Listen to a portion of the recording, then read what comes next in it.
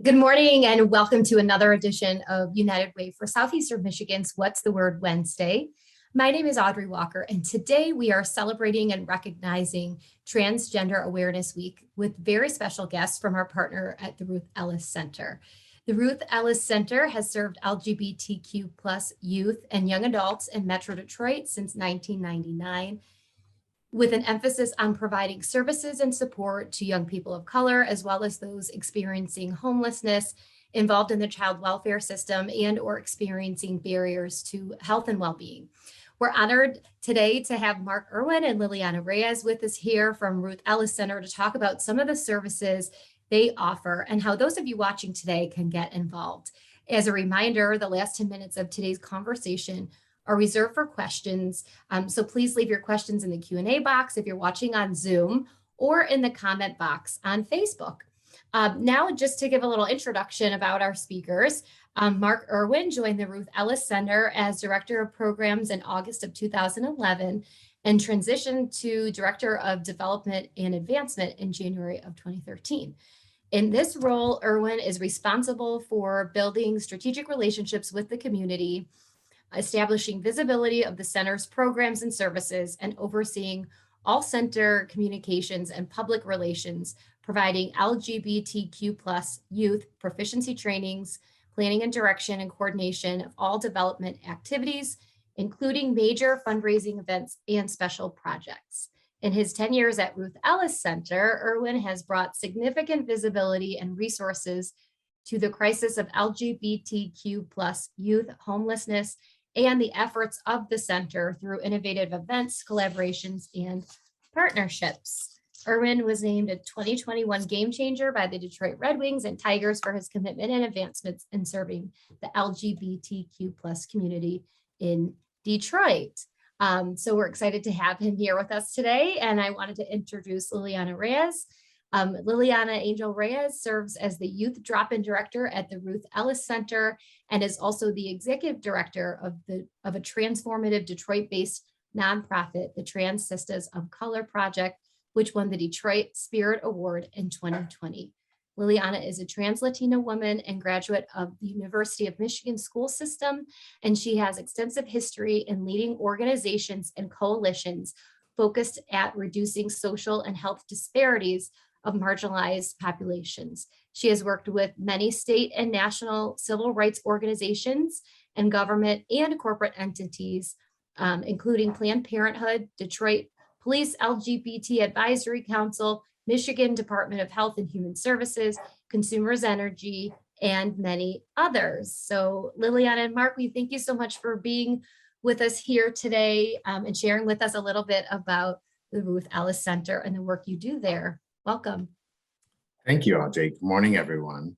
It's an absolute pleasure to be here and really an honor for us to be able to talk about the work of Ruth Ellis Center. For me, I just wanted to give sort of a brief overview of where we began and where we're at now and what we're really focused on, and then pass it to my colleague Lilianna so that she has the opportunity to talk about the extraordinary work that she's done at the center in supporting the community. So the center began, as you mentioned, in 1999 and really was in direct response to a young person who was experiencing homelessness due to family rejection. It was so violent in his home that he had to run away in order to protect himself, but he had the courage to reach out for help and to tell his story to some community leaders. And as they began scanning the environment in Detroit at the time, looking for resources to support LGBTQ young people, it became clear that there were really very few, if any at all, especially in terms of addressing LGBTQ youth homelessness.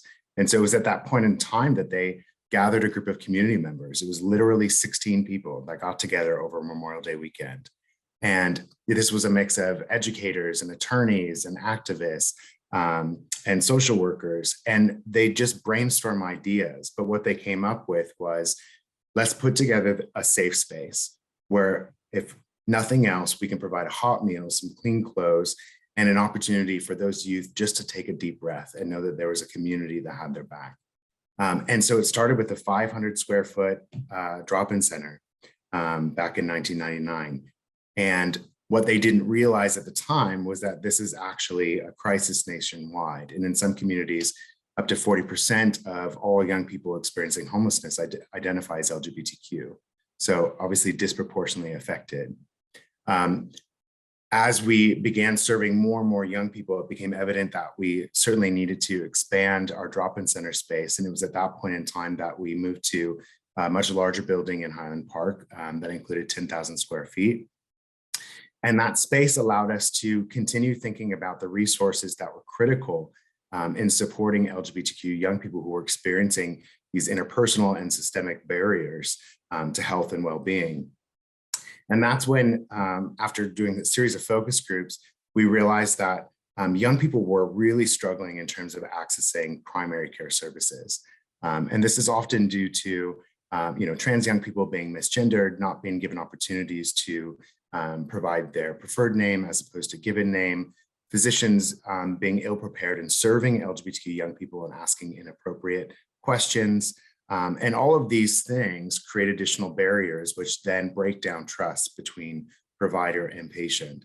And so it was at that point in time that Ruthella Center began conversations with Henry Ford Health System, and specifically Nancy Schlichting, who was the CEO at the time, to talk about the experiences that the young people at Ruthella Center were having in terms of accessing primary care. And once again, we came back, to the table to start brainstorming with the leadership that Nancy had put together, along with the leadership team at Ruthella Center. And what we came up with was developing a primary care setting called the Ruthella's Health and Wellness Center, where our incredible team of behavioral health professionals could provide those individual family group therapy sessions and family support, and then an opportunity to invite primary care physicians and volunteer medical students in to provide the primary care. And of course, we would provide that cultural competency training. But inevitably, what happened through that process is that Henry Ford really believed in what Ruthella Center was doing, and really believed in providing significant care to the LGBTQ young people served at the center. And it was at that point in time that Henry Ford entered into a formal partnership to provide all primary care services at the Ruthella's Health and Wellness Center in partnership with our behavioral health team. So this integrated model, co-located with our drop-in center, really is an extraordinary approach to taking healthcare out of the hospital and bringing it to the communities who need it the most. And that's what this is all about. In addition to that, we also have Kofi House, or the Center for Lesbian and Queer Women and Girls, a separate facility located just a couple miles down the street from our drop-in center, really focuses on the needs and experiences of young women who identify as lesbian, bi, or queer, and is also a safe space for young women with children as well. The drop-in center, of course, has expanded significantly. We moved into a much larger building across the street from our original building in Highland Park, which provides it's close to 7,000 square feet of drop-in center space that includes a food pantry, clothing closet, incredible kitchen, classroom, dining room, and there's lots of dancing that happens at the center. So a big wide open dance floor as well. And we also established the Ruth Ellis Institute, which is the training and technical assistance arm of the organization. And the reason we did this is because we realized that our impact was really limited to these specific locations here in Detroit and Highland Park. And we asked ourselves, how can we serve more LGBTQ young people, especially those in child welfare, throughout the state of Michigan and beyond? And the Institute partnered with the state of Michigan and the University of Maryland, Baltimore a couple of years ago. And we are one of 4 quality improvement centers for LGBTQ young people and child welfare nationwide now. And so we're using these best practices that we've learned over the last 22 plus years to inform policies and programming in major systems of care throughout the state and nationwide. So pretty significant for us. And then the last program that I wanted to mention is, of course, our housing program. We have 2 incredible housing programs right now, a rapid rehousing program and the Kelly Stowe Project. I'll let Lilianna talk a little bit more about the Kelly Stowe Project. And then starting in May of next year, we will be opening our brand new 43-unit permanent supportive housing complex, which will include an additional health and wellness center, a youth entrepreneurial program, and large community space. This is something that we've been working on literally for about 6 years now, and to see it finally coming to fruition is just a huge milestone for the organization. So that's sort of my elevator speech of the work of Ruthella Center, wanting to keep it somewhat brief. But I think it's important to understand from a community perspective what the center means and how the center approaches the barriers that the young people experience. And to that, I'd love to pass it off to my colleague, Lilianna Reyes. Hi, how is everyone? If you see me scratching my eyes, my sinuses are going crazy. So I'm really excited to be here again. My name is Lilianna Reyes. I work at the Ruthella Center. I think it's important to know that this is Trans Awareness Week, and not just awareness, it's Trans Remembrance Day of Visibility in the next couple days. And what that means is that trans people, specifically Black and Brown trans people, have the highest murder rates of any LGBT identity ever. And each year it gets bigger and more people are violently attacked and murdered. In many states, you can murder a trans person and get off because you could say it's a panic defense. And I think that that's really important to bring in the room, because that's why Trans Awareness Week is happening, because it's to heighten the understanding of trans lives and the ones that were lost. It's important to know that many of the trans people that are murdered by people who were intimate with them or in close proximity to them. It's never about tricking. It's never about misleading anyone. It's people who've known them for years, and the strain of loving a trans person is what gets them, and sometimes they kill the trans person and their families. And so that's why it's important to have places like the Ruthella Center that focus about trans lives and trans bodies. Sometimes in the mainstream media, Black and Brown trans women get no visibility even after their deaths. And I think that that is really what we need to focus on, that there are folks that are being murdered. And anytime that there's a big LGBT law or policy that is being pushed somewhere, there's always a heightened level of murders for trans people that always end up being Black and Brown folks. And so with that, Mark mentioned the Kelly Stowe Project, which is a housing opportunity that we give people and pay up to 24 months rent. That was a namesake of a trans woman who was brutally murdered by a local pastor in Detroit, like 2 years ago now. And the court case is still going on.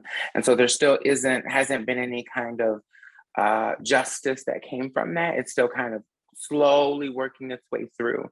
And so Kelly Stowe was a youth that came to the Ruthella Center.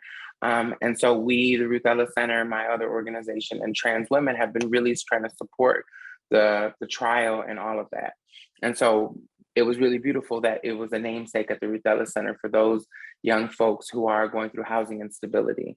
I think it's also important that many Black and Brown youth, trans or not, experience violence much earlier than sometimes their white counterparts. So many young Black and Brown youth come out very early, especially if they transition very early. They're kicked out of their homes, 13, 14, 15, with nowhere to go. And so if you think about the scope of houselessness and homeless service in Detroit or Michigan, there really isn't a safe place for people to go to feel safe, to feel empowered, to feel loved, while they're at a really pivotal point in their life without having a house or resources.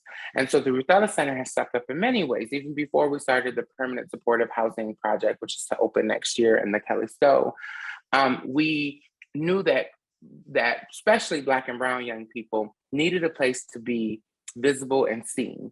And so that is one of the reasons when Mark says there's a lot of dancing. We work with the ballroom community, which is an underground culture of Black and Brown folks that was created because they had nowhere to go. They had no family. So they created their family. They created chosen family. If you've ever watched Legendary or Pose, it's a piece of that. And it's real life. And Detroit has one of the biggest ballroom scenes in the nation.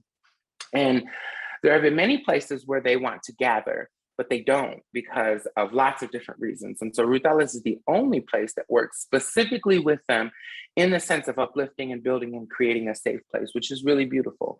And so in the drop-in center, you can get hot meals, food boxes, you can take showers, you can play ping pong, you can get on the internet, or you can dance your life away and have fun. And I think that is what my department is about, is creating a space for people can come before they actually navigate programs and health centers and systems, because a lot of LGBT people have a trauma when it comes to mental health and medical systems, because we've been experiments. It was illegal. It was somewhat illegal to be LGBT up until maybe the 70s, 80s, or even 90s, because it was considered a mental health illness to be homosexual or trans. And so people remember that. People remember having to navigate that system that could have put them in an asylum for the rest of their life. And so there's lots of other traumas that happen, especially with trans and gender nonconforming bodies and people of color in general. And so the Ruth Ellis Center works on an anti-racist, trauma-informed theories that allow us to really create spaces. So my department is one of the first ever departments, I would say almost anywhere, that hires people from the community without a lot of the riffraff that is required. And the riffraff I'm talking about is bachelor's degrees or even high school diplomas. This idea that those are what's going to create success isn't.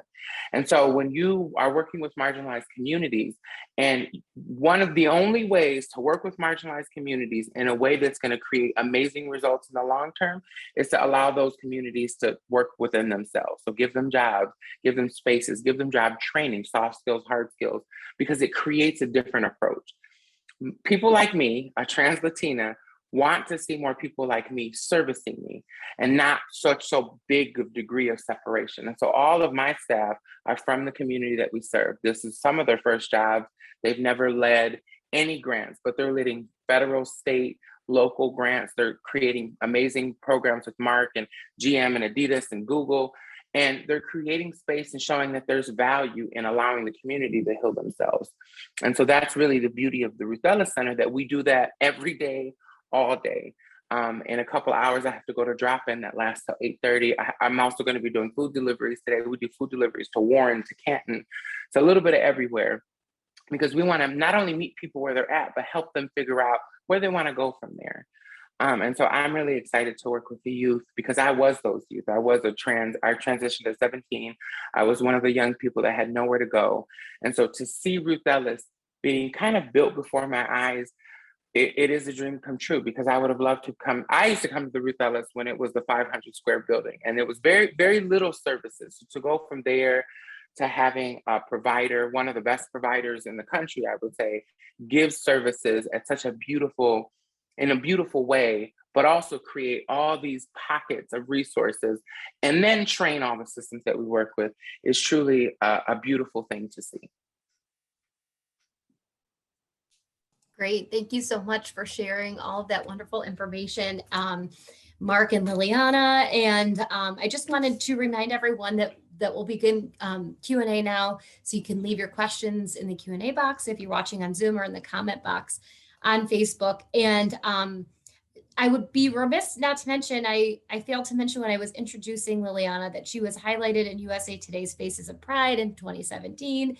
100 Women of the Century in 2020, at NBC's Out Pride List in 2020, Google's Pride Spaces 2021, Adidas's dedication to ballroom 2021, and the USA Today Pride 2021 campaign. So I just wanted to highlight that as well, because, you know, we're so proud to have you in our community doing this wonderful work that you are so dedicated to. And speaking of that, the first question that we have, for either of you, both of you can answer it if you want. It's just, you've both been involved in the work of the LGBT plus community in Metro Detroit for so long. How has the work shifted in your time at the Ruth Ellis Center? And what are some things that are still the same? I'll start. So I would say that just the sort of the complexity of the programs and services have certainly increased, I would say. So, you know, really thinking about what are some of these systemic barriers that young people are experiencing, and making sure that we are truly addressing them in a holistic and authentic way. So I would say that's really changed. You know, as Lilianna mentioned, she came to the very first drop-in center back in the day, and it was a very simple, safe space. And so over the years, I mean, changed just from that 500 square feet to now we'll have 4 facilities spanning Detroit and Highland Park. So just the sort of the complexity and comprehensive nature of the organization itself has significantly changed. One thing that hasn't changed at Ruthella Center is the sense that it is very much youth-driven and youth-centered. Young people inform every aspect of the organization. The Youth Advisory Board plays a huge role. We have a peer leader program where young people spend time working within each of the departments at the organization. So they learn all the behind the scenes of what it means to operate a nonprofit organization. But what that also provides us is a level of expertise that we could never access otherwise, right? Their lived experience. And it's how they inform us on what we can do, what resources we can provide that would have a significant impact. And I really view my role as just that, responding to the needs that the young people share and then identifying those resources and bringing them to the center. Lilianna? I would say in my time, it is the way the support looks. So I remember a time where, and this is, I'm talking about funders and grant funders and the people that give us resources. I remember there was a time where they wanted a million things that they thought made sense, like certain curricula and certain statistics that have never been proven to work on Black and brown people or homeless people or people who have severe trauma because of their intersectionality, whether it's race or disability or gender. But it looked good in a national level. And I remember having to go through those curriculums and just feel like this isn't what people need, to now having funders and people that give us resources, whatever that looks like, to allowing us to create what's needed for the youth that we serve. I think some of that is a lot of the people that used to work in this field are now at state and federal levels creating that. And so I think that it's important that the people who are supporting us with money are a little more in touch with what's needed and not what's touched with the nation. These big entities are saying what's needed, because I think it has always missed the mark. It's also that funders are forcing us to hire more people that look like the community and really give them a space to help their growth. Before, that was just a wild idea that people wanted to do, that Ruthella wanted to do, and we just kind of did it. But now we're actually getting support for this pipeline project, which is taking folks or allowing folks to see their own vision and voices of their community and giving them resources to do so, whether that's a job or whether that's supporting them, putting on the youth advisory council so they understand how boards work. I feel like the work that Ruth Ellis has always done, sometimes we had to do it when no one really knew how we would do it, but we did it anyway. And now we're supported in doing it. So we don't have to do it in a back room. And that includes working with folks to do name changes and gender marker changes. We've helped change over 100 people's name, gender and transgender nonconforming folks, working with Fair Michigan. And so I think that in the city of Detroit, people got tired of the ridiculousness that was happening, whether it was violence or organizations kind of doing their own thing, helping communities get grant dollars, to actually funneling them into the people that we're serving. And I think it's a beautiful thing. What hasn't changed is there is still systemic racism and gender phobia and this fear of trans and LGBT people just getting equal rights. That is still a fear for people. I still have to talk to people about why it's okay for a trans person to use the bathroom, which is a ridiculous conversation. Why would anyone need to use the bathroom? Because it's natural. And I think that those are difficult conversations because I feel like those are so 10 years ago. But I think that education and the way that people view rights and equality can be a slow process. But I don't think that that's changed much. The backlash that we experience hasn't changed, and I think it's gotten worse. Well, appreciate you sharing all that information, especially from your personal experience. We do have another question here of, do you have a support group for parents who want to understand how to support their child who wants to make the transition? And then kind of a second part of that is, since it is Transgender Awareness Week, what is a piece of advice or what is something you would say to adults watching today on how they can support transgender youth in their lives and or in our community? So I for can mine, oh, go ahead, Mark. No, go ahead. Okay, I was just going to say one of the programs that we offer at Ruthella Center, which actually falls under a behavioral health program, is the Family Preservation Program. And this was developed in partnership with Dr. Caitlin Ryan of the Family Acceptance Project at San Francisco State University. And this was our attempt at really working further upstream to address the root causes of LGBTQ homelessness, which is primarily family rejection. And so it began as a pilot program with the state of Michigan, training Child Protective Service investigators to identify cases of abuse and neglect that were directly related to a child's sexual orientation or gender identity. That was really the first obstacle because the state very transparently acknowledged that they weren't equipped yet to identify those kinds of cases, which is kind of amazing, actually, that a system of care was willing to share that with us and so open to accessing education to support these efforts. So that was the first part of the pilot. But then the second part was when those investigators identified those cases of abuse and neglect that were related to a child's identity, then Ruthella Center stepped in to provide home-based family support services for up to 13 months. And so it's a much more comprehensive model, less of just sort of a support group. These are really, this program was really designed to support some of the most vulnerable young people in our community. And so it started as a 2-year pilot in 2015. It's still running to this day due to the significant success that it's had in keeping families together. But there are some other incredible organizations out there too that are doing some really great work. You know, Lilianna, as executive director of Transgender Color Project, Stand with Trans is another organization that does offer family support groups. Roz Keith is the executive director there. And again, she began this organization through her own lived experience as a parent of a trans child. And so definitely check them out as well. Lilianna?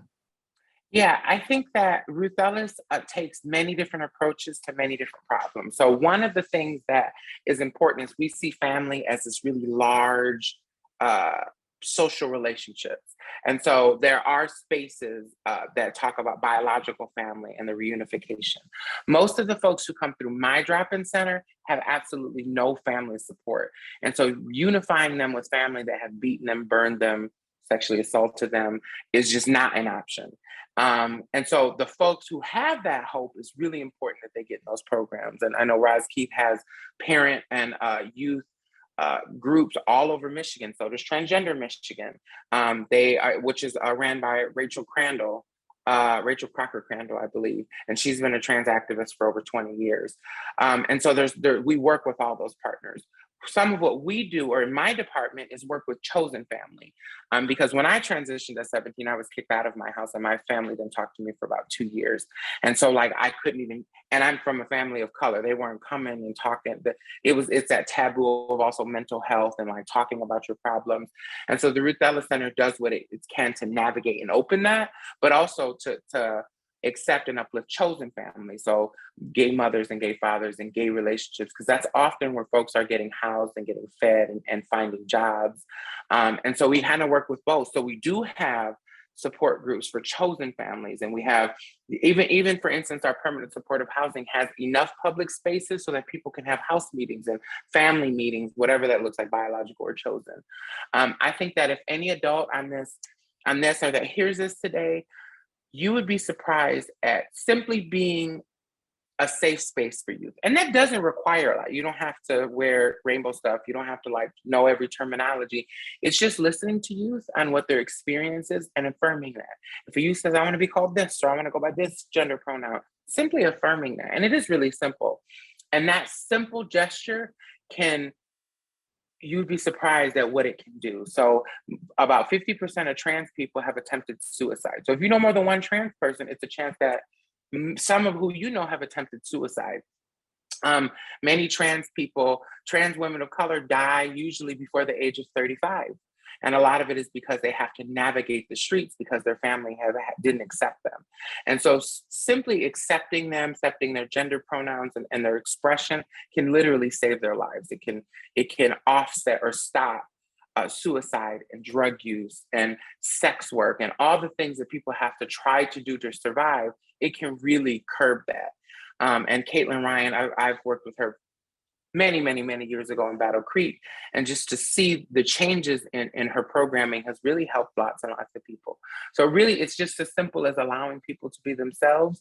And it's not about you, it's about them. And how do you support people, even if you don't understand? Just simply being loving and nice can go a long way. Yeah, to that point, Liliana, the Trevor Project released their report, which stated that LGBTQ young people who can report at least one accepting adult in their life were 40% less likely to attempt suicide. Wow. Well, we really appreciate that. Seems so simple, accepting people for who they are. And we appreciate for you both to be lighting the way in our community with that and really offering up that support and just that simple advice and then all the resources as well. So we really appreciate you being here with us today. We have shared in the chat several different links that people can go to get more information in support of Transgender Awareness Week. And again, we thank you so much for being here. So as a reminder, for anyone in our community who may be experiencing a need, our 211 helpline remains available 24 hours a day, 7 days a week. We maintain a running list of available services in our community and can connect you to the support you need. You can also look up resources in your area by using our 211 resource directory at unitedwaysem.org/211. We've got an announcement about Sarah here. If you're having trouble paying or receiving rent, the state of Michigan has federal funds available to help tenants facing pandemic-related hardships to avoid eviction, while also ensuring landlords can recoup what owed rent through the COVID emergency rental assistance program. So to learn more about the SARA program, you can go to michigan.gov/SARA, CERA, or call 211 to get connected with an agency that can help you apply for that assistance. So next week, we will take a break from our What's the Word Wednesdays town hall as our team at United Way enjoys a few days off for the holiday for Thanksgiving. And when we return on December 1st, we will be discussing resources to help struggling homeowners with our partner, Wayne Metropolitan Community Action Agency.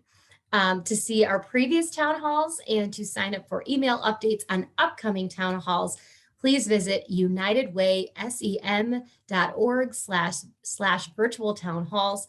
The website is also included in the chat box. We thank you so much for joining us today, and we will see you soon. So stay safe and continue to live united.